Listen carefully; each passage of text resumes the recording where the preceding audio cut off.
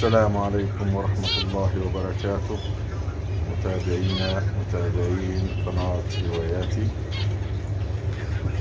النهاردة هنتكلم على موضوع يخص طائر أو طيور الزبرة فينش، وهو إزاي نعرف نزاوج الذكر والأنثى. طبعا الكلام للمربيين المبتدئين أو الهواة المبتدئين، إن كتير منهم بيغلط وبيزاوج الطيور قبل سن التزاوج، وده بيأثر تأثير سلبي على الإنتاج. يعني لو كان مثلا الفروخ عمرها 3 شهور، فبيبدأ يدخل الذكر والنتية في الخانة على أساس يبدأ الإنتاج، وده من الأخطاء الشائعة كتير لأنها بتأثر على صحة الزوج في المستقبل، لأنه بينتج بدري. أولا بيتأخر عقبال ما ينتج، وبعدين لما بينتج هو لسه أساسا الهيكل هيكل الزوج لسه ما اكتملش وما أخدش النمو الكامل لسن التزاوج. سن التزاوج في طائر الزبرة فينش للذكور بيبدأ من عمر الفرخ أو عمر الذكر يكون 4 شهور وأكثر، مش أقل من 4 شهور. أما بالنسبة للنتية أو الأنثى فبيفضل إنها تكون في سن 5 شهور وأكثر، تكون جاهزة جهوزية تامة. ازاي اعرف ان الذكر بدأ يوصل لسن التزاوج؟ طبعا انه بيكون بيغرد زي ما انتم شايفين كده بصفة مستمرة، بيبدأ يطلع صوت التغريد الزبرة، يعني بينده على الأنثى بشكل مستمر. أما الأنثى ليها تغريدة مختلفة أو ليها صوت مختلف برضو لما بتبدأ تعمله أو تبدأ تطلع الصوت. هنا بنبدأ نعرف إن هي جاهزة للتزاوج. طبعا كل مربي المفروض بيبقى عارف إنتاجه، يبقى المفروض عارف أعمار الطيور اللي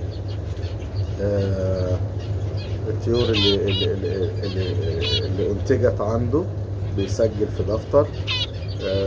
كل مربي ليه حجل أو دبلة بيركبها في رجل الطير في السنة اللي هو بالسنة اللي هو اتولد فيها، لكن الشهر بيتكتب في قلب الدفتر.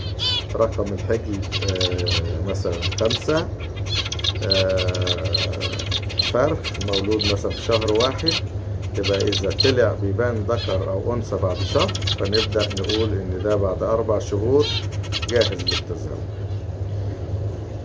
المرحلة الثانية من إن هو يبلغ سن التزاوج، بنبدأ نجيب الذكر ونحطه في قلب الخانة اللي هي القفص أو الخانة اللي زي اللي في الفيديو كده، لوحده من غير الأنثى لمدة يوم أو يومين أو 3 حسب انت بقى يعني ايه جهوزية الفحل زي ما بيقول. نحطه لمدة 3 أيام لوحده. بعد كده نبدأ ندخل الأنثى الجاهزة عليه زي ما انتم شايفين وزي ما شفتوا في أول الفيديو. بيبدأ هو يغرد وهي تغرد، ويبدأوا مرحلة التعارف. هي دي اللي قدامنا دي كده مرحلة التعارف، يعني ان الاثنين يبدأوا يتوالفوا مع بعض، يعني ما يضربوش بعض او ما يبقاش في بينهم نزاع على شيء او كده، فيبدأوا يغردوا، يبدأوا يتوالفوا على بعضهم زي ما انتم شايفين كده. بعد يومين دخلت الأنثى على الذكر في العش اللي هو بتبدأ تبيد فيه الأنثى. بنركبه في قلب الخانة دي ونبدأ نحط، ومهم جدا ان احنا نحط في أرضية القفص مواد تعشيش اللي هي الخيوط اللي بتبدأ الذكر ياخدها ويدخلها جوه العش ويلفها على شكل دايرة كده او على شكل كهف. هما كل واحد بقى وحسب ما يبني بيته. دي مرحلة بتؤكد ان الفحل او الذكر خلاص بادئ مرحلة التزاوج.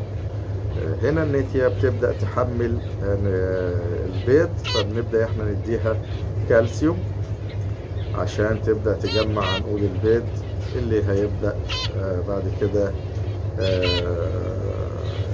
الذكر يتزاوج معاها، وبعدين هي تبيض البيض مخصب ان شاء الله.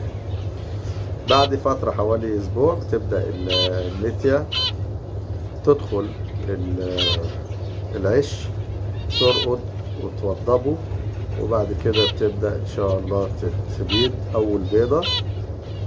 وبعض الأناثي بتبيض يوم ويوم لا، وبعضهم كل يوم حسب العنقود البيض ما اكتمل. بعضهم بيبيض بيضة أو 2 أو 3، وبعضهم بيبيض لحد 7 بيضات في الزبرة، لحد 7 بيضات. بعد كده طبعا في مرحلة ما قبل البيض، إن هو الذكر يبدأ يتزاوج مع النتي عشان يخصب البيض اللي هي هتبيضه. بعد طبعا ما بتبيض يبدأوا يتبادلوا التحضير اللي هو الركود على البيض. الفحل مدة قليلة والنتية مدة أكتر، وبعضهم بيقسموا البيض نصين، ده يقعد على جزء ودي تقعد على جزء تاني لحد مدة 14 يوم. يبدأ يفقس البيض ويطلع فروخ صغيرة. طبعا ما بيطلعوش مع بعض لأن هي ما بتبيضش مع بعض. في بعض الأناثي تقعد على أول بيضة من أول ما تبيض، وفي بعضهم تستنى لما تخلص البيض كله وتقعد معاه مرة واحدة. فأكثر الحالات إن هي بتقعد على أول بيضة بتبيضها، فلذلك بيفضل الفرخ كل يوم يفقس فرخ جديد لحد ما تكتمل الفروخ عندها، ويبدأوا يأكلوهم من الأكل بتاعهم. احنا طبعا في الوقت ده بنهتم ان احنا نحط لهم أكل طري زي البيض والبقسماط وجرجير وأي حاجة خضراء وخس والحاجات دي. وفي منتج جاهز اسمه الإيك فود بنحطه معاهم. بعد كده بيبدأ الفرخ يوم ورا يوم بيكبر ويطلع له ريش، ونبدأ احنا نحجله بالحجل بتاعنا ونسجل عمر الفرخ شهر كام طلع، عشان بعد كده نبدأ نحسب له حسبة امتى هيتزاوج. في الفيديو ده احنا قلنا المعلومات كلها عن كيفية تزاوج الزبرة من البداية لحد النهاية. أرجو أن يكون وصلنا لكم معلومة مفيدة، ولو عجبك الفيديو ما تنسناش في اللايك وشير عشان الفيديو يوصل لأكبر عدد. ولو عجبك المحتوى فاعمل لنا اشتراك وفعل زر الجرس ليصلك أي جديد مننا. ولو عندك أي سؤال أو عندك أي سؤال خاص بالزبرة يا ريت تكتبه لنا في تعليق، وأنا إن شاء الله نرد على جميع أسئلتكم. والسلام عليكم ورحمة الله وبركاته.